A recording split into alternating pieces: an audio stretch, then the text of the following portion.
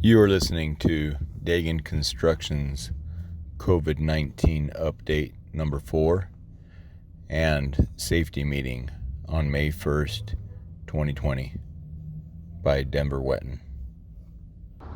On the COVID side of things, it looks like the government's wanting to start opening up businesses and everybody's kind of getting tired of it and feels like we're kind of over the hump a little bit, but I want to make sure that we don't let up on what we're doing of trying to stay safe. Seems like almost every day I'm starting to hear more and more stories of people that it's getting closer to, it's impacting, and it's not going to go away. It's going to get closer to us.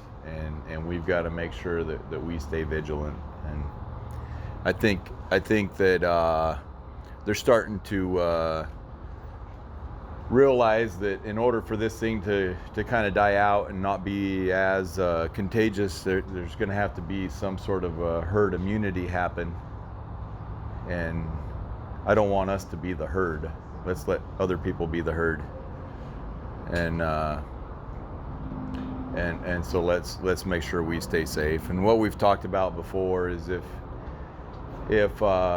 we wake up not feeling good, fever, cough, hard time breathing, flu-like symptoms, just stay home. If you've been exposed to somebody that has been tested positive, stay home. If someone in your house is sick and has symptoms like they might have it and are needing to go get tested, stay home. And then once you decide to stay home, the next thing you need to do is call Mary. Mary needs to fill out some paperwork. She can help you find a testing site to get tested at and give you the instructions on how to do that.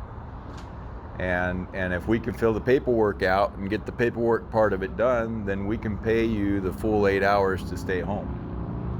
And we can pay up to 2 weeks for people to stay home if we need to. But we have to fill out the paperwork right, and we've got to do that part up front, not 2 weeks later.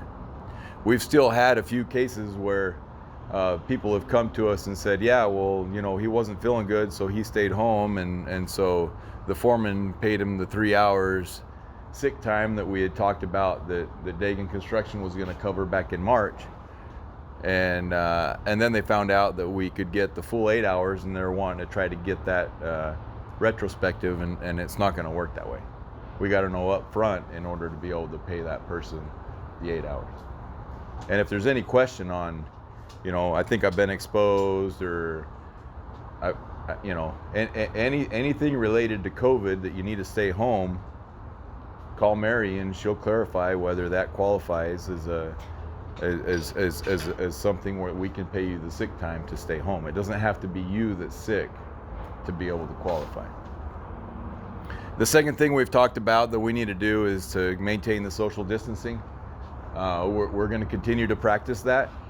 I think the biggest part on social distancing is the less people you come into contact with during a day, the greater chance you have of staying safe. The more people you come into contact with, the greater chance you have of coming into contact with somebody that's sick. The most important thing that we need to do is to keep our hands clean, disinfect common surfaces, use the disinfectant that Uriel's making for us, to keep your hands sanitized and to keep common surfaces clean. We've got a family here in the company who has somebody in their house that has gotten sick, and because they did a really good job at keeping all common surfaces disinfected and isolating that person as much as possible, no one else in the house has gotten sick. And so it's a pretty good test for us to see that the disinfectant part of it is the most important part for us to be able to stay safe. And then the fourth thing that we've talked about in the past to to keep from getting sick is that we need to have an optimistic attitude. Those people that have positive, optimistic attitudes have a naturally higher immune system, better defenses than the people that are worrying about getting sick all the time, than the people that are stressed, than the people that get upset really easily. It's a scientifically proven fact that those people that are stressed, those people that worry a lot,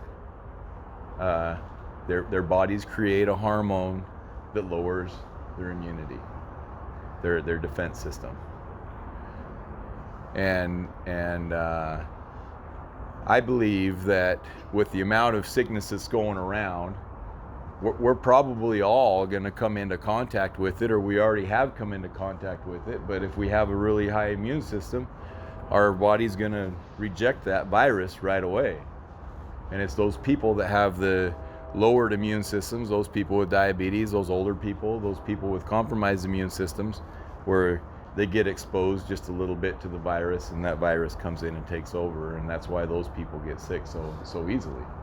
Not that they're in a higher risk of in an environment where they're getting exposed to it. They're just don't have the defenses for their body to protect themselves, and so an easy thing for us to do is let's stay upbeat, let's stay positive. We've got a lot to be positive about. We've got work, we've got good people that we work with. We're healthy. Our families are healthy. There's a lot of people out there that are way worse off than we are. And so we should look for the positive in things and not worry and not stress. And if we can do that, that's going to help our immune systems, and that's going to help us mentally deal with things better and be in a better spot. Now, it doesn't mean that because we're going to be positive that we're going to ignore the fact that the worst part about the worst part about this whole pandemic is the economic effects that it's having on our economy. And things are going to look a lot different coming out of this. There's a lot of companies that are filing for bankruptcy. There's a lot of companies going away. A lot of hotels and retail businesses and restaurants and those types of companies are not being able to make ends meet. And the way that we're used to doing business, the way that we're used to doing things is changing too. I mean, people are learning how to do their banking on their phone, and so are there going to need to be so many branches and so many buildings, brick and mortar buildings out there, or people, we were forced to have to learn how to deposit checks on our phone, deposit checks automatically, with taking pictures. Well, there's not going to be a need for those brick and mortar buildings anymore. We're all getting used to buying stuff on online from online retailers and that kind of stuff, and getting it delivered to our house, and it's pretty easy, and it works pretty good, and so I think that a lot of consumer attitudes are changing also. That's going to change the need for retail space, and just because of that part of what's happened, it's going to change the demand for what we're selling. There's going to be a lapse in jobs to bid because plans aren't getting reviewed at the cities. The engineers and architects aren't working like they normally should work, and so even in that regard, there's going to be a lapse in stuff to even bid that is a little bit concerning. There's companies out there that I've respected a lot, that I've always said, man, if we could be like that company someday, it'd be great. That I've found out, construction companies that have laid off 20-30% of their workforce already in these first 2 months, and it's because they're focused on those areas that are shut down right now, that they just don't have anywhere for those guys to go. and so the reality that the economy is getting hit, and that it's going to affect us, and that we're going to see it, is a reality that we're trying to work against, and we're trying to use it to our advantage. I say we're using it to our advantage because we're going into this thing from a pretty healthy standpoint, where we don't have a lot of debt. We've had some cash reserves. We've got a really good reputation. We've always done quality work. We've always come through for our customers. Even the customers that we've ended up not liking at the end of the job, we've still completed the job in a way where there's no way that customer could ever complain about what we've sold them. We've got one of the better safety records as far as contractors go than anybody else. We've done everything right to where the doors are open for us to pretty much go wherever we want if the job's available. And there's my time is 100% dedicated to two different things. The first one is our people. That's what I'm talking to our executive team about every single week, about you guys, about our people in the field. I'm spending a lot of time communicating, doing these types of meetings with our people, so that what I'm thinking, what are we thinking, what's the office thinking, trying to bridge that communication gap so that everybody knows that we're on the same page, we're all working together, and we're not going to leave anybody behind. And the second thing that we're spending our time on is getting work. We want to make sure that we've got plenty of work to keep our guys busy. And it's a challenge, and it's going to be a bigger challenge down the road. But I feel like we're doing a pretty good job, and we're going down the right path. Our goal is to not have to lay anybody off. And I feel like if we're in a good spot to where we can actually grow through this, if we'll continue to bid jobs and pursue jobs and beat the bushes, and we might have to step back a few years and do some work where there's certain customers and certain jobs that we've thought we graduated from, that we didn't think we were going to have to go back and do that type of work, and right now work's work. We're willing to do whatever, and we'll go back and say, okay, yeah, let's take a look at that work again, and let's try to do that work, so that we can keep our people busy and keep our guys busy. We're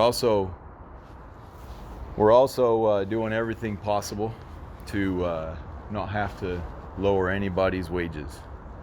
I've told all our field people that there's plenty of ways we can tighten up our belt by being more efficient, by every hour that we put down on a time card as an hour worked, where we're being more efficient with our labor, where we're not wasting materials, where we're taking care of our equipment so we don't have additional equipment expenses because we tore some equipment up.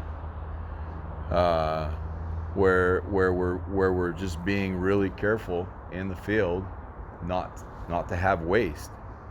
There's so much we could do to improve in that area, that if we could do that, that's hopefully going to be enough as far as our belt tightening, that we won't have to touch anybody's wages. I feel like we've got the best people. And we are who our people are, and we've got people that care, we got people that are safe, we got people that are really, really productive, and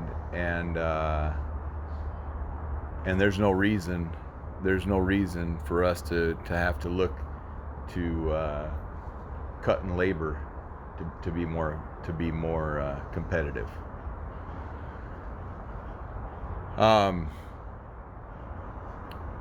For the safety portion of our meeting, I've got two different stories I want to tell you guys that happened to me last week that are a little bit embarrassing for me, but there's something that we can learn from them, and so I want to talk about it. The first one was last Tuesday. I was leaving the yard here, and I was gonna get on the freeway, and I got on the on-ramp and was starting to get up to speed, getting on the freeway, and I was talking on the Bluetooth of my truck, and I finished the call, and I lifted up my phone so I could see it, and I ended the call, and then I looked over my left shoulder, and there was a cop in the lane next to me watching me. And he pulled me over, and we got all the way off the freeway. He pulled me all the way off the freeway. He came up and he said, "You know why I stopped you?" And I said, "Well, I wasn't going too fast, so it must be because I was looking at my phone." And he said, "Yeah, don't you know that it's more dangerous to be looking at your phone than to drive drunk?" He said, "We're making a huge effort right now to get drivers to stop looking at their phones. It's not just texting and driving. It's actually just, you know, doing phone calls, looking at your phones. Every time you look away from the road, you're at risk of wrecking. And we're seeing more accidents. We're seeing more people get killed on the highway because they're distracted with their phones than we are from drunk driving. And we're cracking down on it. And because I didn't lie to him, because I said, "Yeah, you're right. You know, I was looking at my phone, and you're right. I know better than that, and I shouldn't have been looking at my phone." He didn't give me a ticket. He just gave me a warning. But with the reduced traffic on the freeway, they're starting to look at other things, and they're starting to crack down. And I feel like this is an area that we need to be better at. We've talked about it a lot of times about not driving distracted, about putting your phone away. Well, we really need to do it. You know, just because your phone beeps that a text came through doesn't mean that you got to look at it right then. You know, be disciplined, fight the urge, and look at it when you stop. And we don't want to have any problems with cops. We don't want to get any tickets. So be aware of that. The second thing that happened to me, there's a group of guys here from work that I go mountain biking with, and last Wednesday I went with them. The Wednesday afternoon we went up to Apache Wash Trail, North Phoenix. About 5:30 in the afternoon, we were leaving the parking lot, and there's about 7 of us that were going that day. And a few of the guys go 2 or 3 times a week. And the Saturday before, they had actually done a 26-mile trail through there, going up over hills, down into washes and around. And that group of guys, you know, they're wanting to go on these trail rides because of the adrenaline rush. They're going fast. They're going downhill fast. They're really, you know, having a good time going fast, being way out in front. And then there's another group, the Slowpoke Club that goes in the back, and they notice that there's a pretty nice sunset, and they notice that it's actually pretty, and there's birds, and you know, they actually pay attention, and they stop and drink water, and they stop and rest every now and then, and they have a good time a different way. Well, this time I decided I wanted to be up front with the fast guys, and so we left the parking lot, and we went up over some hills and down into some washes, and about 2.5 miles in, there was a guy that was immediately in front of me that was going to go down into a wash, and the trail turned to the left down into the wash, and instead of slowing down and going, you know, on the trail, he actually went up on the bank sideways and then went vertically down into the wash, you know, and I was like, man, that looks kind of cool. I think I'm going to follow him, and so And so I went up on the side of the bank like he did, and then down into the wash, and as I was going down, it was almost vertical down, and I panicked and was probably going too slow and braked a little bit, and I almost did a front flip over the top of my handlebars. But I managed. I wasn't going that fast, so I managed to stop, and I ended up just dead stop in the sand in the bottom of the wash, and then I had to pedal hard and lower my gears to get up out of the wash and up the hill to the other side, and then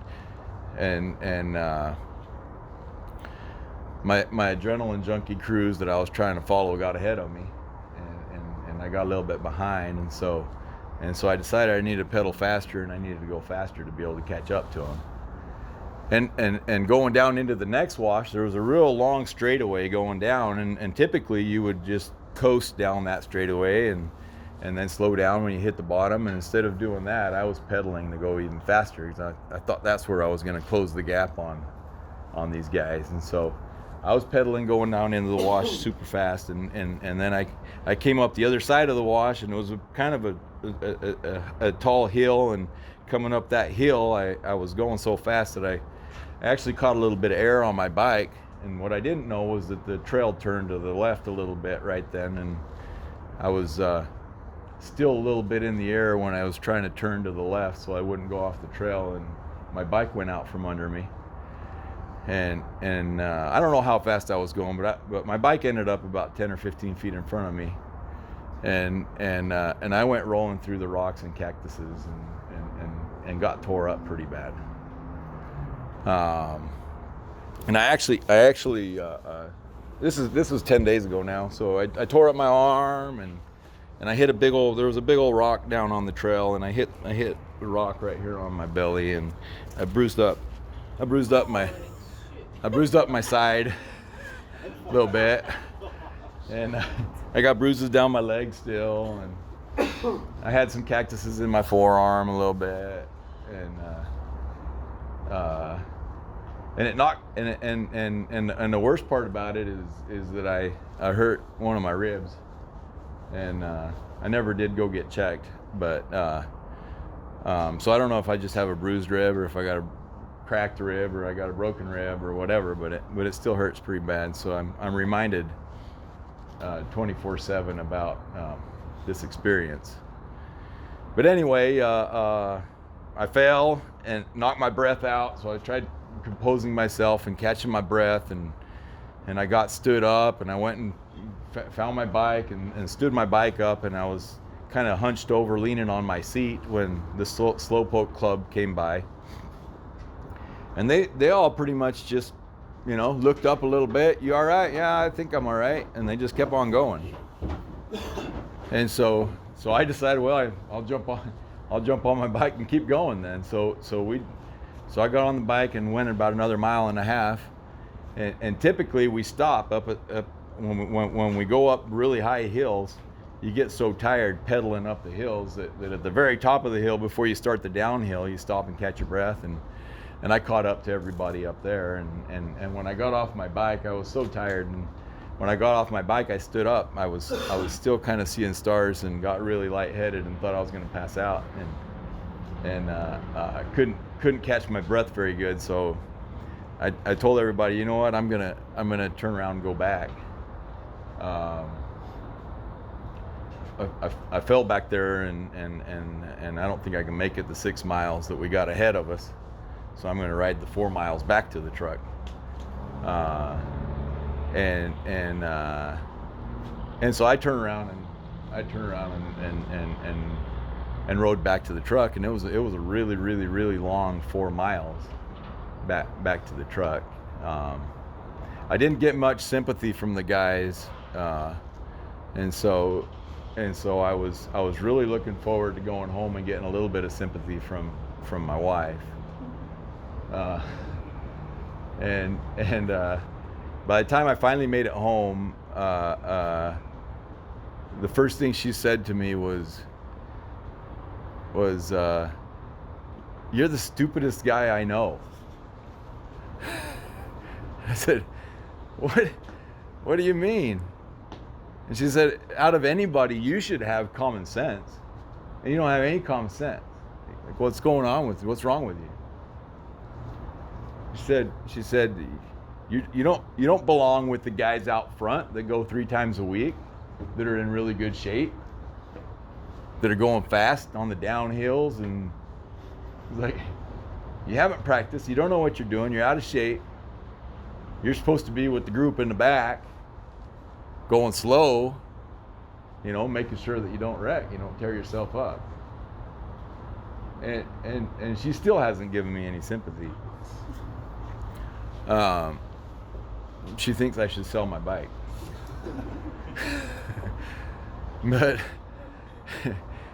anyway, I've had some time to think about it, and I tell you guys this story because I believe that in most cases, when we have a safety accident, when one of us gets in trouble, it's because we have a lapse of common sense. Yeah, we can pull out the safety manual and we can find where we violated a rule or whatever, but it still comes down to we knew better and we had a lapse of common sense. And a couple of examples that I'd like to talk about is right now it's starting to get really, really hot out there. And there's a couple of y'all that for the last 8 months has been complaining about the weather, just waiting for this heat to show up. We're finally back. It's finally here. I'm back in my element. I've been waiting for 8 months for this heat to come, and now I really feel like I can get out there and get something done. And those people, it takes them a day or two to get used to the heat. They drink a little extra water, but they're in their element and they just keep on going. And there's others of us that it's going to take a couple of weeks to get used to the heat. We're going to have to take extra breaks, and we're going to have to drink more water, and we're going to have to go sit in the truck with the AC on. We're all different. All of us are different. We've all got different body types. We've all got different, we're all in a different condition.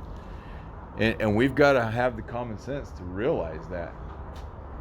Just like me not having the condition on the bike trail of being able to keep up with the adrenaline junkies, I have no reason to belong in that group trying to do what they were doing. But because of my pride, because I want to be in the front, because I want to be with the fast guys, well, I had a lapse of judgment and said, no, I'm going to be with the guys that I don't belong to.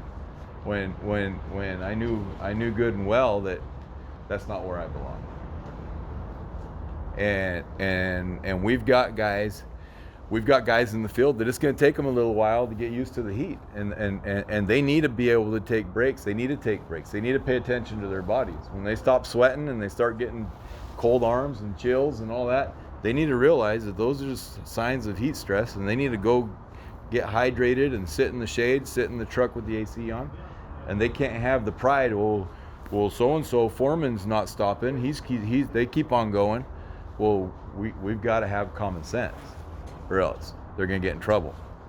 And it happens every year. Every year we get somebody that gets to that point to where they start getting in trouble, and then you get to the point where it's hard to control without having to go get an IV put in you at the hospital.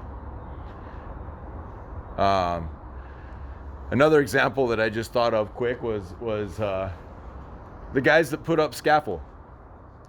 We've got guys that work for us that can build scaffold. They can go 50 foot in the air, and they're climbing the scaffold and they're putting it together, and they're being really efficient, and they're climbing on the top of this scaffold, putting it together, and they're just as safe as if they were on the ground. They know what they're doing. They've got the skill. They got the body type. They're not afraid of heights.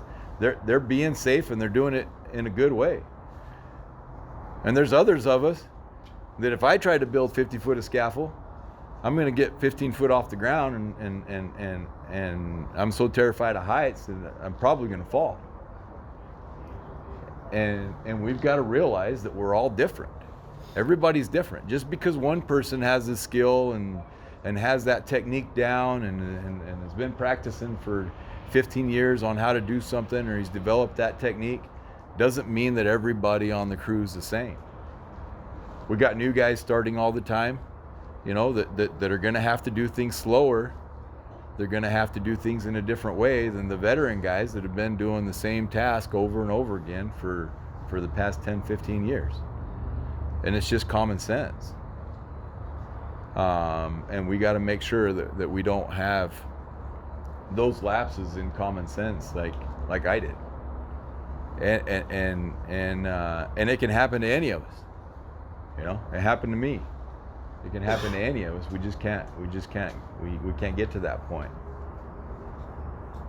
But anyway, that's my two experiences that happened to me last week, and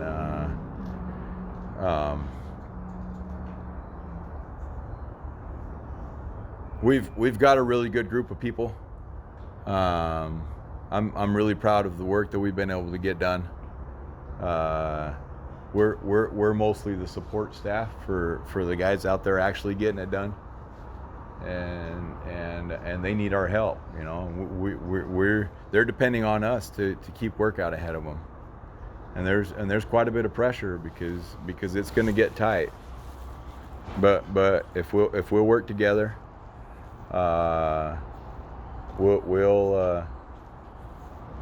we can get through it. We've got a lot of momentum. We got a lot of really, really positive things going our way. We got to be proactive. We got to go out and beat the bushes a little bit more. We got to be willing to look at work that maybe in the past we really didn't want to do. We thought we were better than that.